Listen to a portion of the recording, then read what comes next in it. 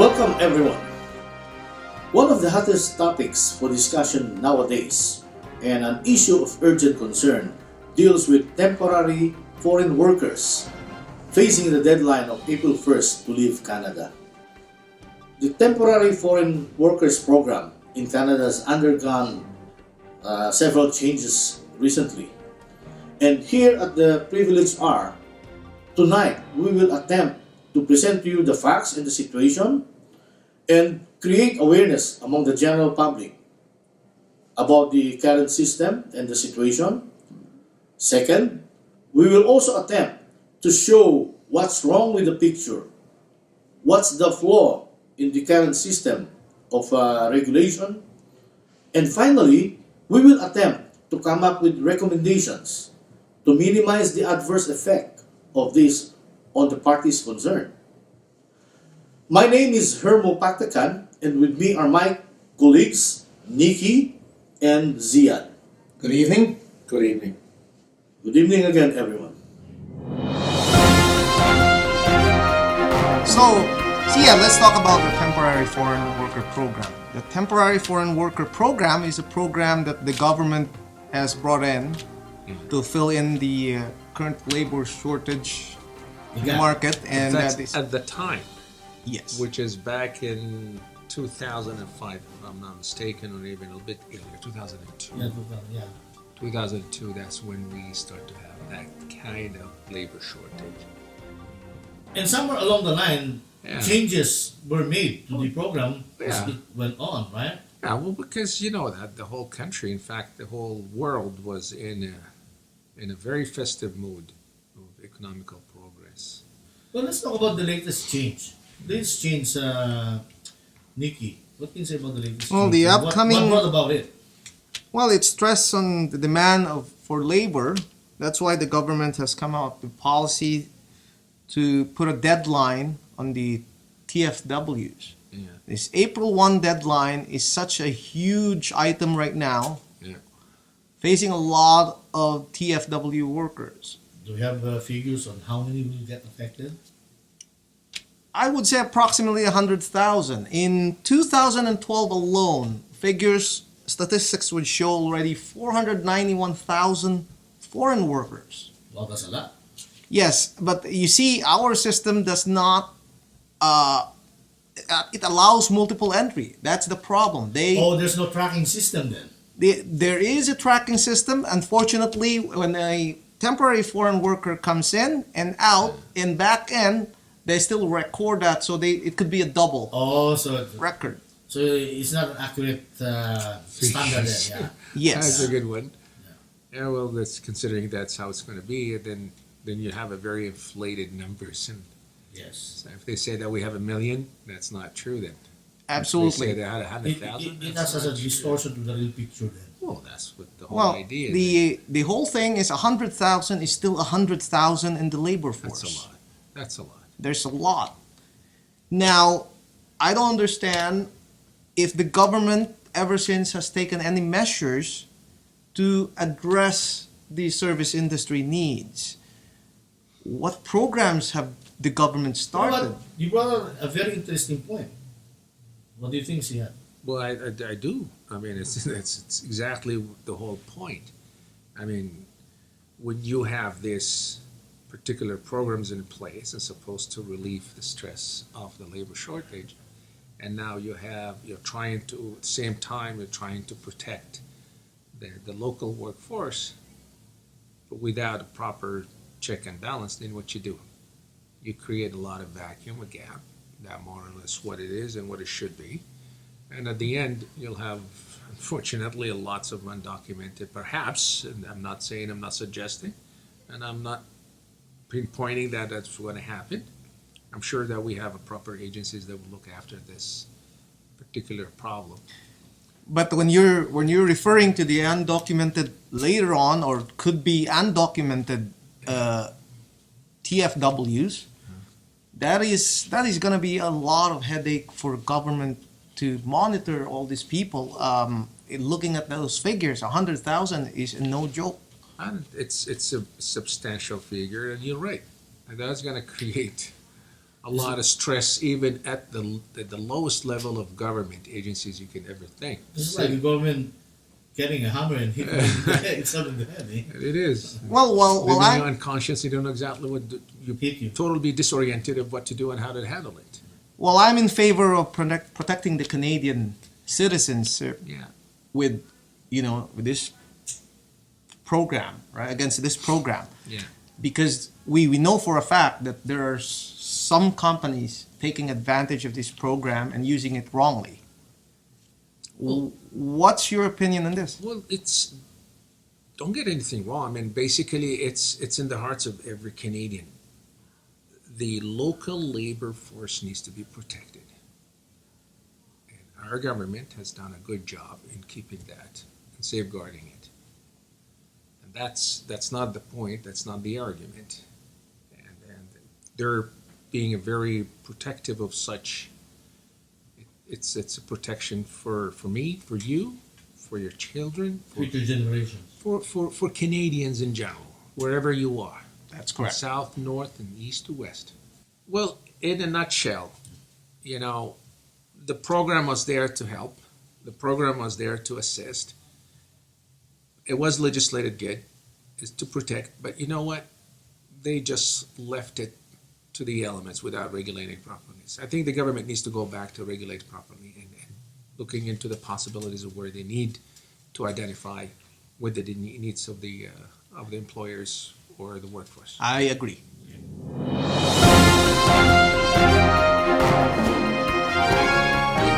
With what we've talked about, right, as far as the misregulation of the process now with this April 1st deadline that's coming up on Yes. us in less than a month or about. Yeah. Do you think that the government is aware exactly what would be the consequences that more or less is going to affect? Well, that's basically the point. Now, you left all this business establishment hanging, and how are they going to counter that shortage problem we have right now? Soften the impact. Well, you know what? As far as the employers are talking about this kind of things, I think they need to start doing their due diligence. And I think they start to encourage the local employment. But I I agree agree with you, but they have to start looking into programs or whereby they need to look after those temporary foreign workers, plus integrate them with the local with the local employees. With that in mind, I mean, how many of these employees or temporary foreign workers, they basically, what they're going to be affected, what they're going to be doing? Many of them, they go under. They basically become illegal. They will start leaving their employers as supposed to. Absolutely. Who's going to regulate that? Yeah, that's very hard to administer. Yes. They're going to be going back home without any income. Nope. Their families displaced. Yeah. Could be. That's A true. lot of these foreign workers come and spend a lot of money on documents just to be here in Canada and true. try to help the economy. That's true. Some of them may even go undocumented later on. That's even a bigger problem. That's the I think worst. that's, That's the worst scenario you can ever think of when you still have about 100 or 200,000 people of those temporary foreign do you workers. think the that Canadian go in. government has given a thought to that possibility or probability? Well, I really hope so. How about the rights of these workers?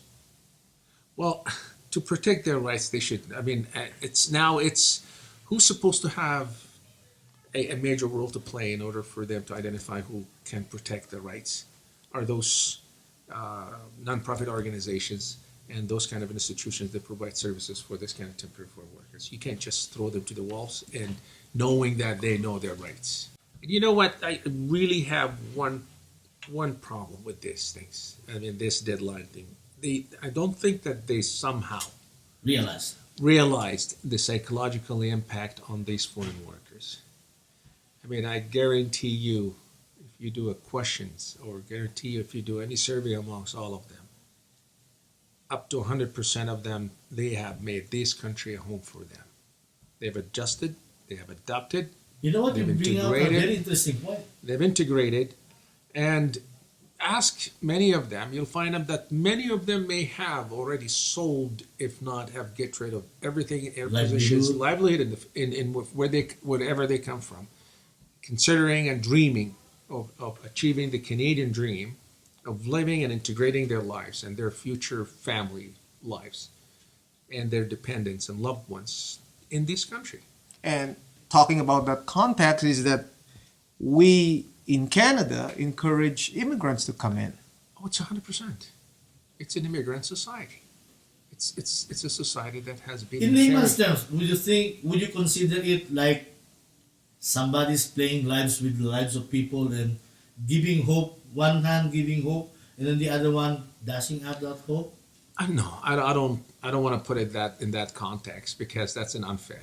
Because our government is doing their good job in doing that kind of things, or saying that, or some agencies or elements within our governments are trying to play in that kind of context. Yeah, they're the policemen here. They're trying to direct the traffic and Okay. Well, my problem with the whole process is this: they legislated, they neglected the regulated aspects of it, knowing that this might be a problem in the future.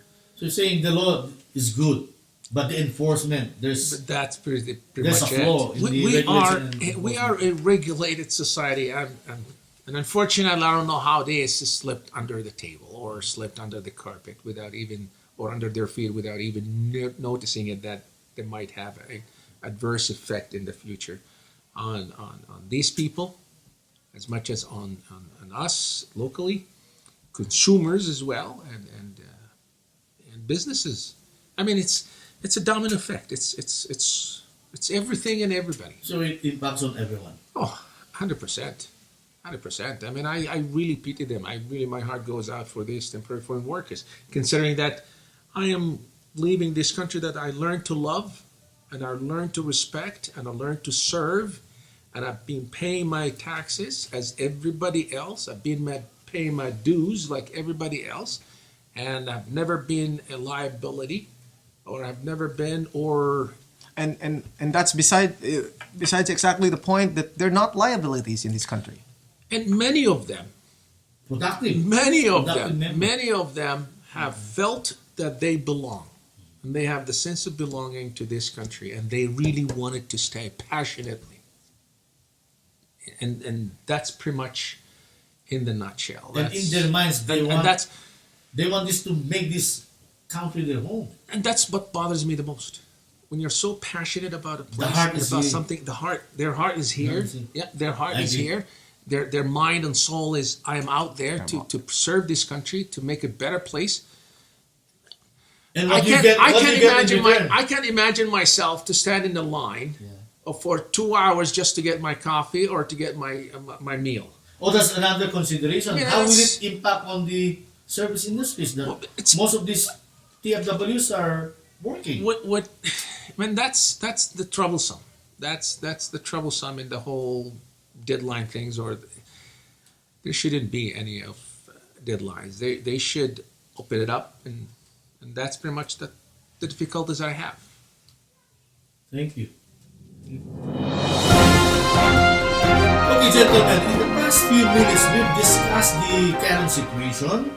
We have discussed the flaws with the current system. Yeah. Now, I think at this point, what's more important is we come up with recommendations in order to, minimize the adverse impact of the system on the players involved, most especially the TFWs. What can you say? Basically, we're not the first, and we're going to be the last to voice our recommendations or what we wish or what we hope to accomplish. Number one, from my opinion and from what I'm come from, why can't we just integrate these individuals, or these employees, or these citizens? We're not going to call them citizens because they deserve to Would be. be, yeah, would be something. It's because they've been here for a lot of them been here for a long time, and they felt that way. And they have contributed to the Just economy. integrate them, and if you want to integrate, okay, or give them the option. You want it? It's as we are a free society, a very beautiful based society that we live in. We're Yeah. fortunate. Well, let's share that fortune with them, and give them the option. You want to stay? Here is your options. Here are how you can do. Empower the employer to sponsor if there is any programs, empower the provinces to sponsor if they wanted to sponsor, okay, with whatever social programs they have through their proper channels. Empower the person himself or herself. I mean, the temporary foreign worker, whether he wants to stay or she wants to stay, or if they wanted to leave, it's their choice. They already have the Canadian experience that Exactly. everyone's looking yes. at. Everybody, yeah, exactly. One of the Not only biggest, more than enough Canadian experience. yes, Imagine 3 years, absolutely. So you have all these Canadian norms, Canadian experience. Values. These are Canadian values. Absolutely. So what are we doing? And here is my take on this is, if somehow those options were given to these people, TFWs. the TFWs or any foreign entity in the country, and you tell them this is your channel, this is your options, you can seek those resources and achieve your objectives. I guarantee you they will be serving this country with their hearts and soul, making sure that they achieve what they want. Who do you think should take the initiative to provide such direction, if you want to call it direction or guidance to the TFWs about the direction that they can, or the options that they can take in light of the current situation? Who do you think should take the initiative? It's you know what, if you go back to the very first day of the fiasco, where somehow it was very reactionary, and it was done in a very emotional reaction to the problems, and then after that, slowly the minds start to calm down, and the agencies start to have an open dialogues with business entities and business people. Well, to keep the same open dialogue with every interest groups, that it can have an effect on them. Just open that dialogue, open that with agencies, open that with groups, open that with themselves. You know, that's a very interesting point. Would you agree that the Canadian government itself should take the initiative to initiate such dialogues with businesses, with TFWs, and every stakeholder and every party that will be affected by the change? That's what it should be, and actually that's the hope. And I believe that our government has a very beautiful open-mindedness, and they have beautiful farsightedness towards So all they need is to implement these programs properly and regulated. It's it. legislated so beautiful. It was there to meet or to alleviate the stress on the labor shortage, and it can be temporary, as they call it, and it could be a permanent solution, however they want to do, but they need to be more involved. Absolutely. To regulate it. I do agree. Not just to throw people onto the walls and let that themselves be guided, or no, they can't. They don't have the means, they don't have the resources to look at themselves and say, I got the solutions. Yeah, I know what to do for myself and my family, my brothers. Absolutely. They're here to contribute to the society and to work. And Yeah, come here to work. and they have been. I mean, show me one of them has ever gone in a different manners than what they expected of them to be. Absolutely. Taxes they pay, they file their taxes on time, their dues and the premiums are paid, all right, and they don't. They behave as good citizens. They are. I don't know why we consider they behave. They are good citizens already. They yet to find any criminal acts out of them. Yet to find any of. How do we say? There's ways of identifying whether he or she is a good citizen or not. No. It's the societal norm that defines that, and they have been an absolute contributor to the economy of this country. So yeah, let's switch a little bit here towards the Canadian citizens or the Canadian Us people. Us. Talking Here. about us. You're talking about us. Government is trying to protect us. That's an awesome thing, right? Absolutely. Awesome thing. What we have as a problem right now is in the hospitality industry, okay? So you're looking at fast food chains, you're looking at hotels and whatnot. My biggest beef here is, what have the government done so far when they first started the TFW program right? That would encourage our local Canadians like me to work in this industry. What incentives have they had in place? Would you consider the government remiss in that aspect then? Would you say that? I haven't seen anything. No. But don't forget that the government is not in the business of training nor in the business of providing employment to the locals. It's But the locals' responsibility. It is. Yeah. It is. And it's the local business people that they need to start encouraging local employment by providing them what we grow about it, or grow around it. So a proposed recommendation then would be for the business sector to encourage. and take active action. But you see, here's there is ways of working around. Yeah. Okay, and let's say on this fast food chain, or on this Canada, Hotel industry. or on the TFW dependent businesses. Yes. Well, try to work around the local. Well, folks, I think we got to wrap up this discussion tonight. Yeah. We've reached the limit of our time. Yeah, we did. And we wish to thank you, our dear viewers, for staying with us. I think we can safely say that watch for our next episode. We will be presenting reactions from the general public, as well as the reactions from those that will be directly affected, those temporary foreign workers themselves. And just remember. Any final thoughts, guys? No, but just I'm trying to say that any voice counts in this process.